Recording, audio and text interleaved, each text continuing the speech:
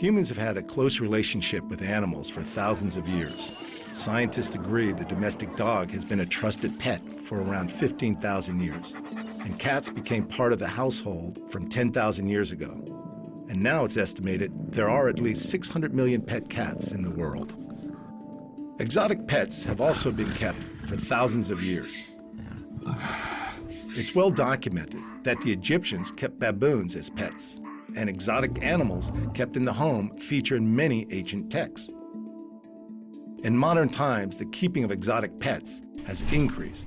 A staggering statistic is that there are more tigers in the US alone than there are in the wild.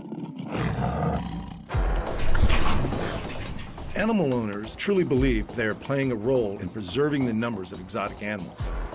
But on the other side of the debate, there are those who believe it is a cruel practice to keep any animals in captivity. This series explores the issues from both sides, from those who know the dangers,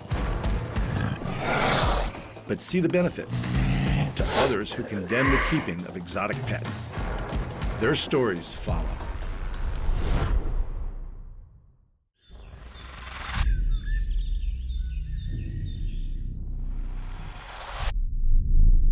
They have a very strong compressive bite.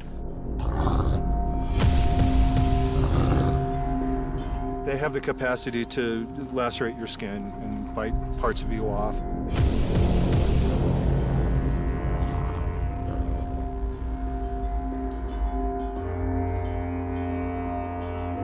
Wolves are natural predators, and working with them is not for the faint-hearted. Chris Edrington from Steve Martin's Working Wildlife trains wolves for film and television. We supply animals for the entertainment industry. I used to call it the film industry, but that's sort of antiquated. It's work in front of a camera where someone is paying us to film an animal that's part of content that somebody else is selling. I would say 90% of the work that I personally do is in front of a camera that way. Mark, stay. Stay. Good boy. Depending on the economy, sometimes 10% of the work or more will be event-related.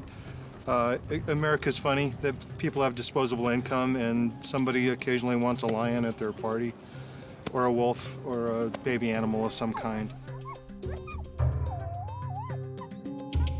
These are gray or timber wolves, and name is interchangeable. They come in different colors, dark like these two, or gray like the other one who's wandering around. We have one that's sort of a lighter color too. These particular guys, their bloodline is from North America. Chris's most famous animal pupils starred in the iconic movie Dances with Wolves. The movie's wolf character, Two Socks, was actually played by two different wolves, Buck and Teddy, who looked so similar only their trainers could tell them apart. Those wolves lived here. The owner actually had to double the actor Kevin Costner for a couple scenes where they interacted. This group of wolves here, we've done True Blood, Vampire Diaries, Teen Wolf. We did 3 seasons of Game of Thrones, and then a bunch of other movies. Have the card. Chris has worked with a variety of dangerous animals, and while he makes them seem quite safe and friendly, wolves remain wild predators. I've enjoyed everything I work with. I work a little bit with our tiger. It's a solitary animal, and I like it, but I like these guys a lot. They give you love. All animals show some emotion, but wolves show love more than any other animal. You'd have to be devoid of a consciousness not to see that and see how they show that to you. It's quite wonderful. Hello, my love. Come on. Come here. Training wolves is about making the animals familiar with the human world rather than teaching them clever tricks. Quite frankly, as an animal trainer, I find I don't spend so much time training an animal, but habituating it to the odd things that occur in society. And on a movie set, we have booms and flags and all sorts of things that aren't natural, so we have to get our animals used to that. We have to get them used to loading in a truck or a trailer or whatever cage if we have to go on an airplane.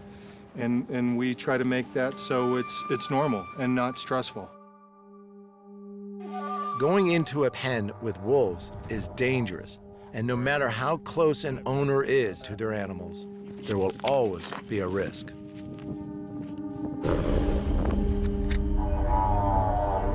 The two black guys here are a part of an older group. When we got them, we had a lot of film projects at the time, and they worked a lot, and we just happened to build a really good rapport. The other wolf, he's just 2, and so he hasn't worked quite as much, and I don't have as good a rapport with him as these guys. I can still work with him.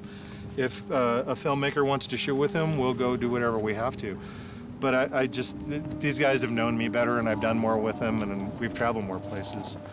And they're older, too, so they know that I'm the source of fun more. He's a young punk. In a couple more years, he might be standing over here because he knows that the rubs are good, and maybe we'll go for a walk out into the universe. Dog trainer and canine behavioral specialist Michael Chill is known for his expertise with wolves and wolf behavior. Dogs absolutely evolved from wolves, and they share 99.9% of the same genetic makeup. They can interbreed and make fertile offspring, so that's really, from a species perspective, that proves a close relation. Our adult dogs have the similar behavior to a 5-month-old wolf. Our adult dogs are social with strange dogs, typically, are still eager to learn, have a prey drive, but not a serious enough one to really do that much hunting and killing. Our wolves evolve beyond that. Once they become adults, they will accept their own family members, but they're highly aggressive to outside wolves with which they are unfamiliar. They are quite adept predators. They're highly territorial. So when we then go back to the wild to try to redo this and take a wild animal into captivity, we do not have in a wolf a dog with an exotic look. We have a wild predator. Despite the dangers, extreme animal owners often push the envelope. Hello, baby boy. And not only do R.C. and Sharon Bridges keep a bison as a pet, they also keep and breed wolves and wolf dogs. We do sell our wolves. You know, we have so many people that really enjoy them. And a lot of them, they do make house pets out of them. We have lots of happy customers. And one person said, "You can't keep a wolf in the house," and Sharon replied back, "We keep a buffalo in our house. Yeah. Don't tell me we can't keep a wolf in the house." Yeah. The most worried I was one time, we had wolf puppies. And of course, when they're born, the mamas are real protective. And she come running, and I knew I was fixing to get tore up by her, because she's been real aggressive toward me ever since she had the puppies. And when she come after me, I grabbed her and threw her on the ground and held her down. And then she was growling and stuff, but anyway, I just backed off and she was fine. Wolves live by a strict and ruthless social order, and owners must establish themselves as the pack leader or risk a vicious alpha challenge.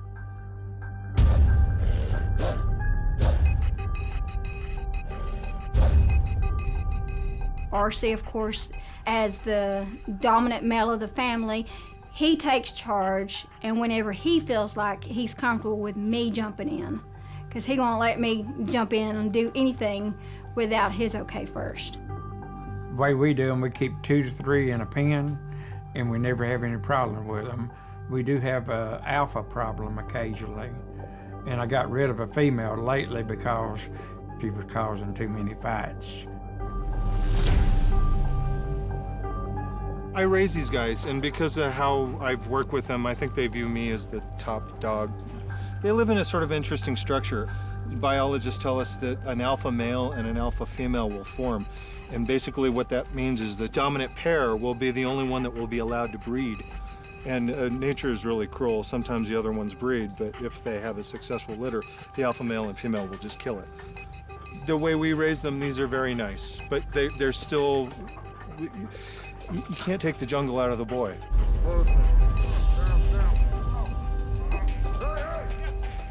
Nature designs them to be a certain way, and they're wild animals. Therein lies the difference between a domestic dog and this wolf. Even though this guy is just rolling on his back and rubbing his belly, he's still a dangerous animal. With a bite that can break bones, wolves may look just like exotic dogs, but can they make good pets? I work with them all the time. I see them every day. No, they're horrible pets. I would never bring one to my house because I know they would be enthralled by my leather couch and they would perforate it with holes. They would rip up my carpet. They would tear down my blinds. I have faith that they would do that. I might be able to get them not to do that when I'm there, but if I walk away, I have faith that they will completely destroy everything when I'm not there. Conversely, when I've had domestic dogs, I train them so that I could trust them. We've basically trained our wild animals not only to behave, but just to be able to convey safely around society. But yeah, no, the wild animals I work with, I would never recommend as having as a pet. Well, personally, for me and RC both, for us, I think it's great. But it's, with these kind of animals, it's not meant for just anybody to pick up and say, okay, I want to make them a pet. You have to be really dominant. You have to be their leader. If you're not going to be top charge, then no, then they're not going to be safe for a pet. In spite of the danger, many, including RC and Sharon, still believe that a 100-pound predator can make a good house pet. We bring all the wolves in the house. You know, we play with them, take pictures with them. Certain ones we'll let the grandkids play with. There's some of them that we won't let the grandkids play with.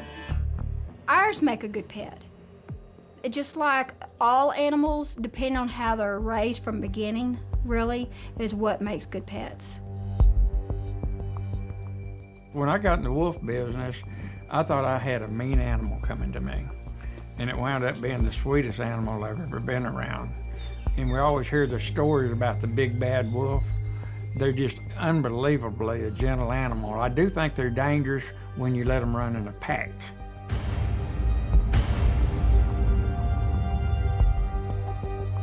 I find you get what you put out. Conversely, if you have a child, a human, and you put it in a closet and 10 years later open the door, what are you going to have? If you have a bear or a lion or a wolf and you raise it appropriately and you get it used to the trappings of humanity and you take it everywhere and you teach it things and you love it, you will have a great animal that's capable of safely operating with other people in human society. Don't let their looks deceive you. Wolves may resemble the family dog, but they are an apex predator, capable of taking down large prey and causing serious physical injury and even death. If you're going to house a wolf and they were able to live in a wilderness area and come back to visit, but they certainly weren't put in a captive situation, that's kind of ideal. My wolves became my wolves because people thought they could turn them into dogs with proper training and found out the hard way, doesn't work. You cannot train a wolf to be a dog. The debate about whether circuses keeping exotic animals in captivity is right or wrong is gathering momentum. And circuses themselves are in a situation where they're having to consider their future and how their life could change. Regardless of your position on the subject, circuses are still traveling from town to town, entertaining enthusiastic audiences. Would that all change if the exotic animals were no longer there? Jan is the matriarch of the Stardust Circus, which tours around Australia with exotic animals as part of the show. Her family has been working with the animals for generations.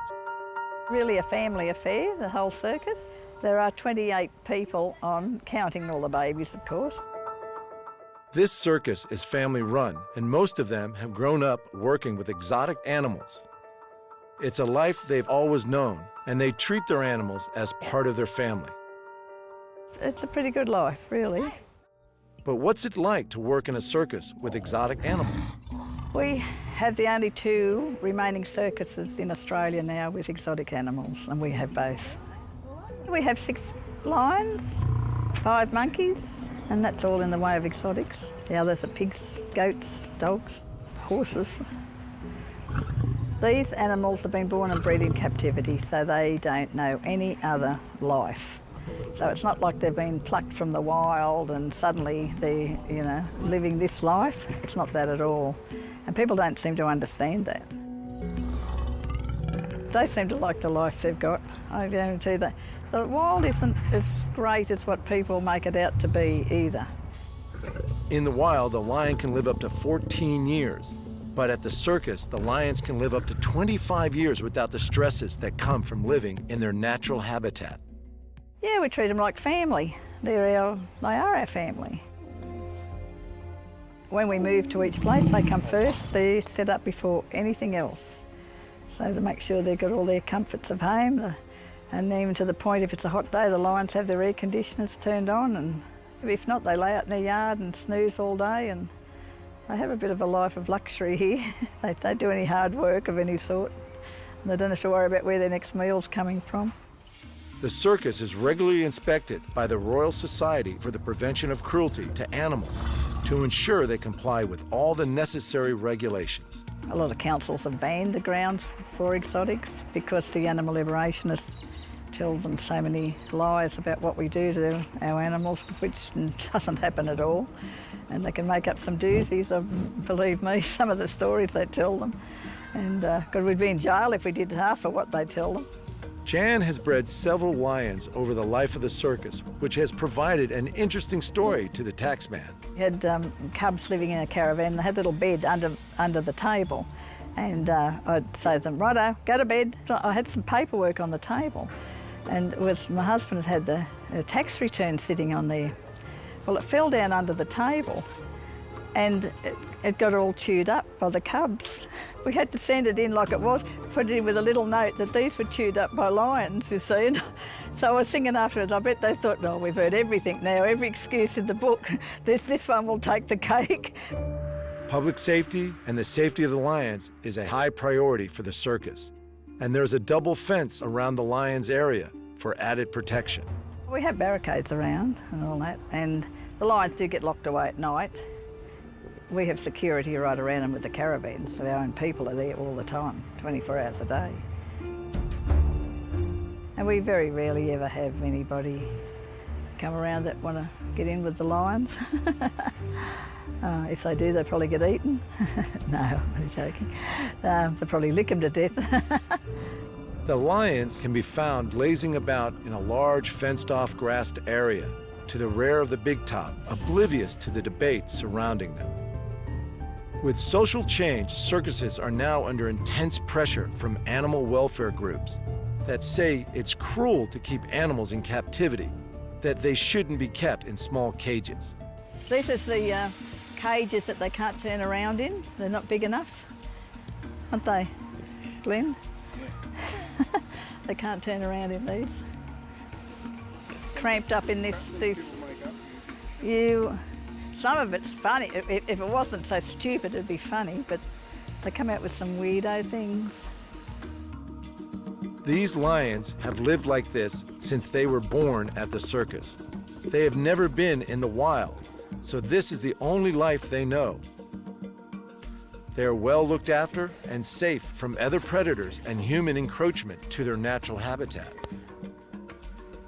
Matt has worked with the lions since they were cubs, so they have built up an amazing level of trust. He spends up to an hour a day with them, training and the occasional cuddle. You can sense Matt has a special bond with his lions. His partner, Winona, is well aware of the dangers Matt faces every time he goes into the ring with the cats. I feel like he's pretty safe, but it still is a bit of a worry. They are lions, so, you know, you never really know. Hopefully he's aware at all times of what's going on, so he's, you know, they do love him, but, you know, sometimes you just never know with animals. Matt has total respect for the lions in his care, and he knows when he enters the training area, there are 6 lions moving around him. He knows he can never drop his guard around these powerful predators. When you're working with lions, especially if there's more than one in a cage, you need to make sure you know where they all are at all times. You need to know what they're looking at and where their focus is on. Their body language is a big thing, so ears twitching and tail twitching, stance, if they're ready to pounce, if they're not ready to pounce, you know, pretty relaxed. So you just got to watch their eyes. Their eyes is a big thing. Usually you can tell from their eyes what they're thinking.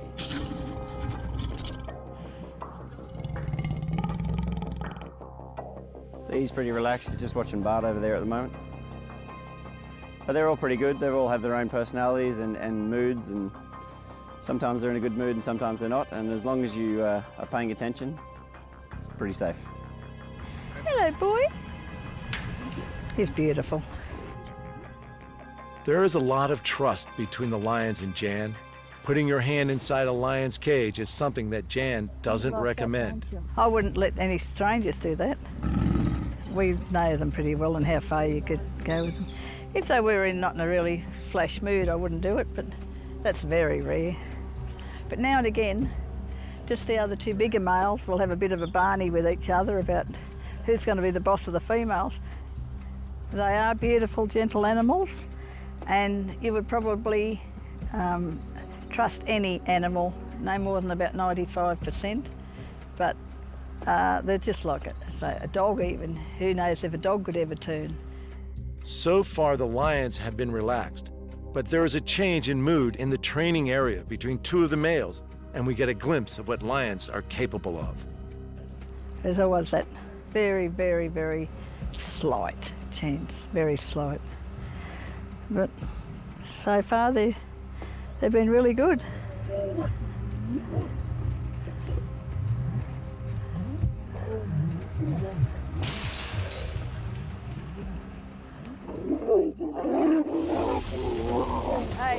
Hey! Some of the mean they're going to have a barney over the girl that.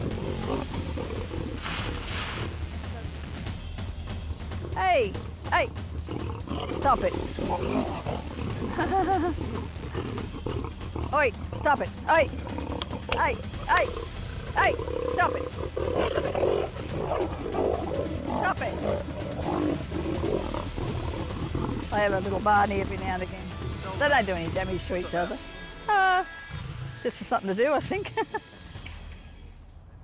After the dust has settled and the brief altercation is over, the victor lies next to the female, while the jilted male looks across. Today, mating season has a winner and a loser. He's a pretty good-natured lion, Hulk is. Very, very calm and relaxed usually. Not much scares him, so that's always a good thing. Some lions are very jumpy, which makes it hard to work with. Usually if they're like this, it's fine, but it doesn't mean it's going to stay like that. Something could get their attention out there and they could just run to chase that, or someone could bite him on the bum while I'm playing with him. So I've got to be ready for everything. You right there, buddy? You right there, bud? You right there, mister? Yeah, you big goofball. You big goofball, hey? Yeah, you big goofball. Not everyone agrees that keeping exotic animals in captivity is good for the animals. But Jan maintains they have a good life and are treated as part of the family. Well, this is their air conditioning unit, so on a very hot day, the air conditioning goes on, so they're, boom, up into there and sprawled out. They've got little ledges and shelves up in there too that they sleep on. They like to go high. We hand raise them. They live in Glenn's caravan for the first 6 months. My wife can't handle the smell. So Glenn gets the first 6 months, which is waking up at 3 in the morning to bottle feed, and it's just like having a baby. And then they start tearing up the furniture. And the first probably year we trained out here in the yard just to get all the basics down, like staying on the pedestal and stuff like that. So we train out here so anybody can come and watch. Every day, it's just playtime in here. Here's just neutral ground, in there I'm the boss, we do the jobs, and out here is playtime, so. Kitty. It's all reward based, so they know what to do, and they're always wanting to do it before I ask them to instead of waiting for their turn. So they really want to do it, it's just getting them to wait is the hard bit. So they eat out of my hand, usually some nice fresh horse or something. And if they're full, they don't want it, and if they're too hungry, they'll take your hand with it. So you've got to sort of keep them at that stage where they're not hungry, but they're not too full to eat. You can never underestimate the power of one of the largest felines in the world. In the wild, they work together to hunt their prey. Lionesses do most of the hunting for the pride, each having different roles and working together efficiently to bring down their prey, using their vice-like jaw to snap the victim's neck and drag it to the ground. The lions might be the resident stars of the circus, but the rhesus macaque monkeys are another exotic that looks cute at first sight, but can attack if they don't know you. Oh, it's beautiful, boys. It's a beautiful boy. Here's you are, beautiful boy. The two in this cage are the youngest two that we've got. But they don't take kindly to strangers. They're not an animal that anyone could get in with or anything. Don't get too close to them. They'll grab your glasses off. They're a bit naughty. Especially the people they don't know, more so. We have 5 now. 2 of them really love me. The other 3, they like me, but not as much as the 2. I have trained Cleo to do hand balancing, so I work Cleo in the show. Some might say it's cruel to make animals perform tricks, but they are never forced to do them. And if they don't want to do it, they'll soon let their trainer know.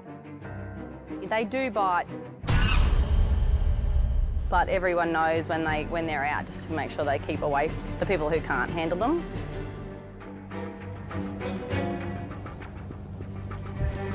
According to Matt, Reese's macaque monkeys are charismatic, but they also have a vicious streak. So you need to think on your feet when working with them. So you just got to sort of work with whatever they're willing to put out. They have a short attention span also, so you can't work too long with them. So when you're training, you do a couple of minutes here, a couple of minutes there, and they'll tell you when they're fed up, and so you move on to something else. They get bored pretty quick. This is Cleo. She's an 11-year-old rhesus macaque. She's the baby. The monkeys are good. There's always like a attitude from them, so it gives you something to deal with. And they only like a couple of people usually, so they get attached to a couple of people, and everybody else is sort of, you know, fair game. Cleo here is, she's pretty smart. She knows how to undo the clip on her collar. So sometimes in the show when we have to, in between tricks, she just has to wait.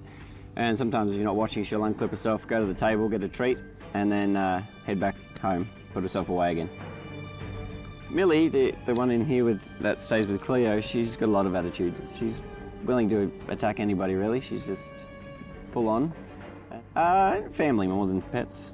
Yeah, they're part of the family. They get all the best of everything. The average macaque can grow up to 2 feet high and weigh up to 15 pounds. It's a small package, but when aggressive, nasty bites and the risk of disease are consequences of getting too close.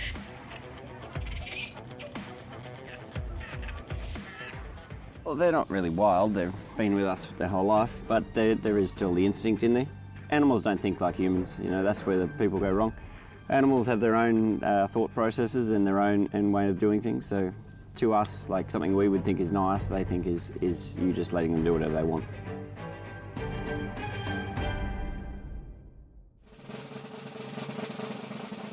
It's showtime, and the exotics are preparing to make an appearance to their adoring public. There are preparations that need to happen in the ring to make sure everyone is safe. Would you please welcome here into the Steel Arena, Star Circus, Australian born and bred, the Falling Lions! Jan and her family enjoy sharing these animals with the public. But today's circuses are finding themselves going through a transition, deciding if they will continue including exotic animals as part of the show or need to bend to the pressures of social change to stop keeping animals in cages. These could be the last of the lions at this circus. They will not be breeding any more of them, so once these unique animals have retired, it is unlikely there will be any bred lions thrilling the audience. Time will tell as to how circuses with exotic animals will evolve under the big top in the years to come.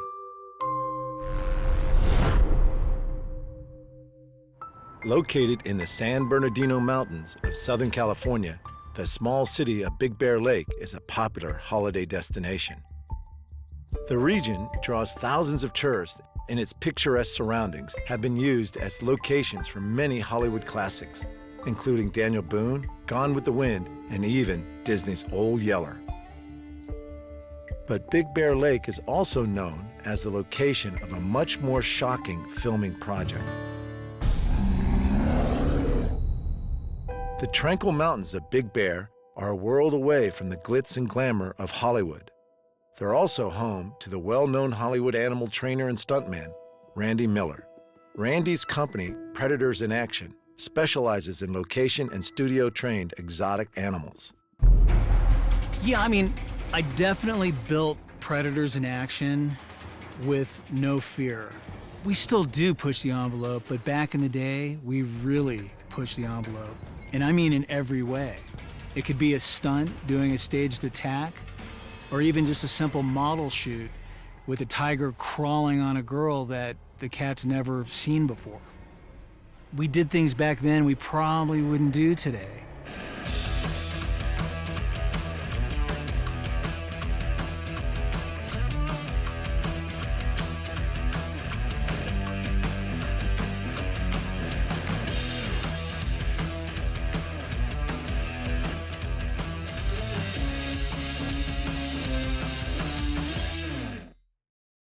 Drawn to animals from a young age, Randy's family was in the seltzer business, and during the 80s, he helped turn the family business into a $100 million a year company.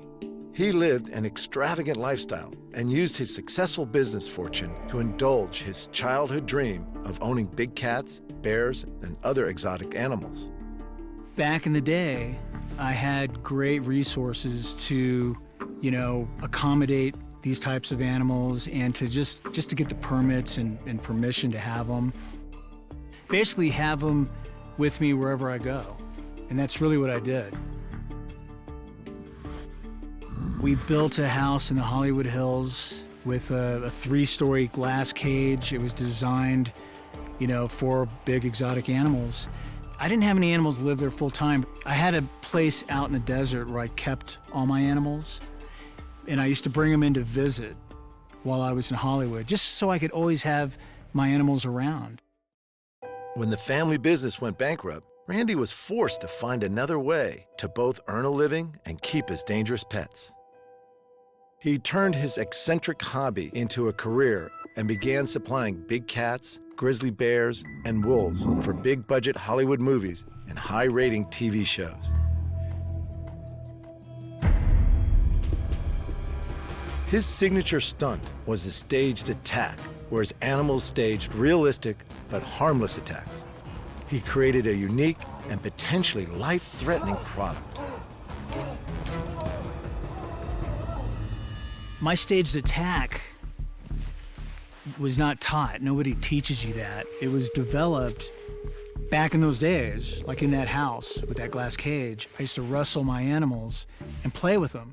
I mean, the reason I used to wrestle and play with my animals was because of the joy I got out of it and the fun it was. But the animals bond so much stronger when you have that kind of interaction. They just do. I mean, the key to an animal's heart is to play and have fun. And those lions and tigers, bears, they love to wrestle and play. So I think most of us wrestle and play with younger animals. As they get older, it becomes much more dangerous. My whole staged attack developed out of playing with these animals as they matured and just learning how to control it.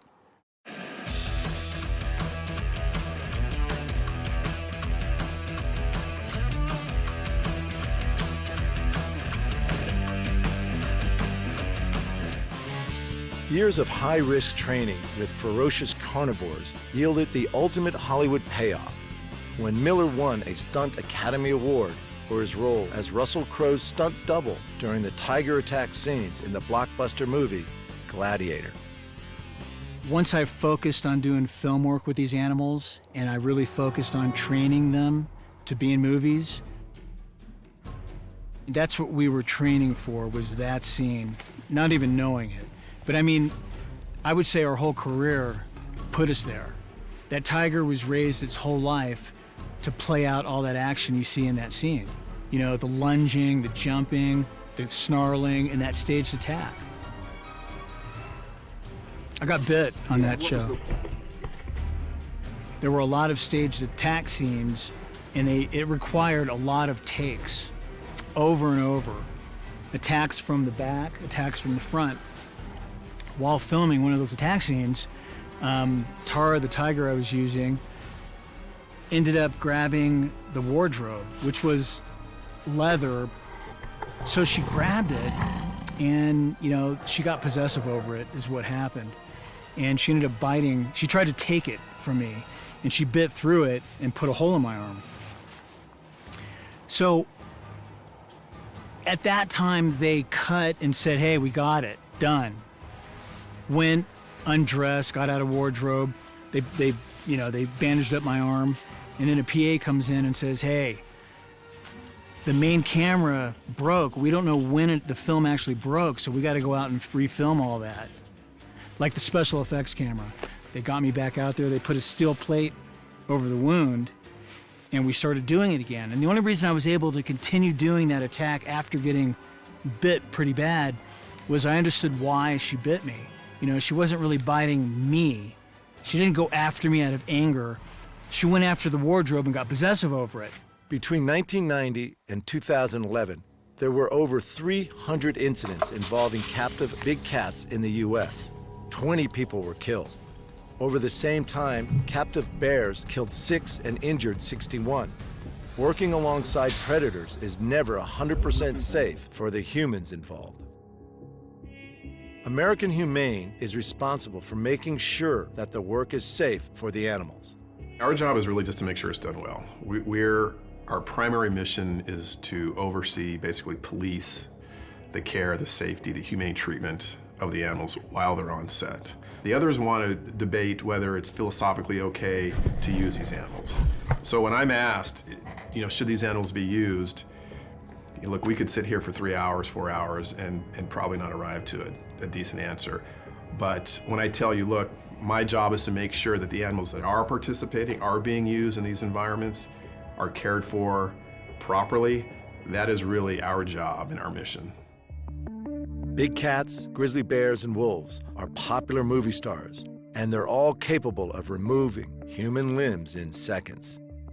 Even a monkey can cause serious lacerations and injury. Strict safety protocols are always in place, but when dealing with unpredictable natural predators, safety measures aren't always 100% effective. On the good sets, in my experience, on the controlled film sets that hire the right people, who care for their animals, who've had the time, put in the time to train them properly and go through all the preventative measures. In instances like that, I think it's very safe. I think it's very controlled and safe. Now, as it often is, it comes down to hiring the right people, right? Getting the right team around you. Because if you get someone who doesn't have the experience, you're gonna be in trouble. One thing with my line of work, we have developed one of the best safety protocols there is. I mean, you need a fast plan if something goes wrong. And we all learned, even with that, the ultimate price can get paid, These animals are capable of taking somebody's life in a matter of seconds. So my position, knowing that, anybody handling these animals, not just owning these animals, but working around these animals, should have the education and experience to participate in stopping or helping save somebody's life if there's an accident or an attack taking place. Many exotic pet owners raise their animals from babies, building a strong bond and creating a sense of trust. It can be easy to forget that such majestic and affectionate creatures can also be ruthless killers. There could be a false sense of security there where you believe it's safer than it really is. Fire Department emergency, how can I? Hi, Brian with the transfer. She's at Onyx Summit. We're at Animal Compound off Rainbow Lane. He's bleeding from his neck heavily. Hold on, ma'am. She's at Onyx Summit off of Rainbow Lane. There's a bear. We think it's an animal attack. Okay. Yes, or a bear attack. A bear attack. Until you've experienced, what can happen, how fast things can change, you don't really have a clue. And unfortunately, it takes a tragic, accident to really experience what I'm talking about. A bear attack, okay. He's bleeding heavily from his neck. We're trying to get him into the car. We need someone here immediately. And you do this long enough. I know people that have been doing this for generations, and you talk to guys that have been doing this for a long time, we've all experienced something. In 2008, Randy's cousin, Stephen Miller, was fatally wounded while shooting a promotional video at Randy's Big Bear property. Stevie's co-star and killer was a 700-pound, 7.5-foot grizzly bear named Rocky. The attack was swift and completely unexpected. We weren't ready for what happened. That's how fast it is. That's how fast it can happen. I mean, if you actually time it, once it started, it was like 3.5 seconds. It all happened really fast. So we stopped it, and actually Stevie appeared to be okay. We later learned it was a fatal bite, one single bite. 5-year-old Rocky had been trained to wrestle humans and was best known for his appearance as Dewey the Killer Bear in the 2008 film Semi-Pro. Stevie wanted to wrestle Rocky. You know, he'd had experience in the past. Rocky was a great candidate for wrestling somebody that, you know, wasn't doing it all the time. The authorities deemed it an accident based on the injuries. They could tell by the injuries what type of attack or bite took place. They ruled it a single bite in Rocky's case. Although that single bite left a profound scar on Randy, incredibly, he still lives with and cares for Rocky the Bear. A lot of people love animals and say they love animals, but some people, like myself, love them so much they have to be with them. And I think that's the difference. You know, it's easy for somebody to criticize what we do, but they may not have that same desire. I know from experience, I have that desire. That's more important to me than anything else. Keeping my animals, caring for my animals' welfare. I mean, that's what got me into what I do. You know, it really is. It started out as a hobby, and it turned into a profession. You hear about an animal that attacks somebody that had never, you know, had an incident in the past until that moment. And that was the moment with Rocky. Working so closely with these types of animals, owners develop a close relationship with an animal that, in the wild, would see them as prey. Perhaps surprisingly, American Humane's Quan Stewart sees that bond as beneficial for the animals too. This gets into a very big ethical debate. You know, should these exotics be in film? And, you know, if you have the right people with the right expertise, it can provide the right long-term care for these animals, yes, I think it's okay.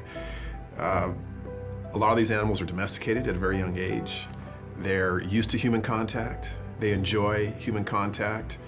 I mean, there's a reward there, you know, especially with a creature that could take your life in a matter of seconds. You know, maybe part of that starts, you know, from the adrenaline rush you get with it, but there's a lot more to it than that. There really is. You know, these animals do show affection. And exotic cats, I've always said, are the most affectionate creatures on Earth. And they are. They will sit with you for hours showing affection.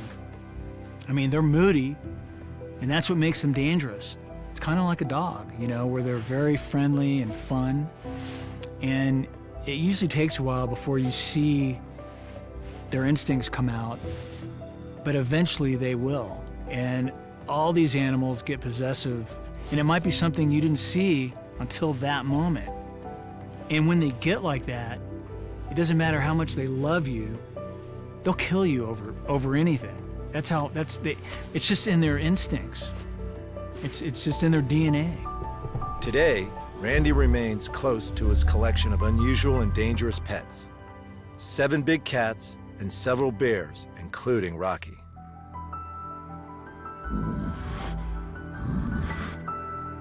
I can tell you this, if you put somebody near one of these animals, there is a chance something could go wrong.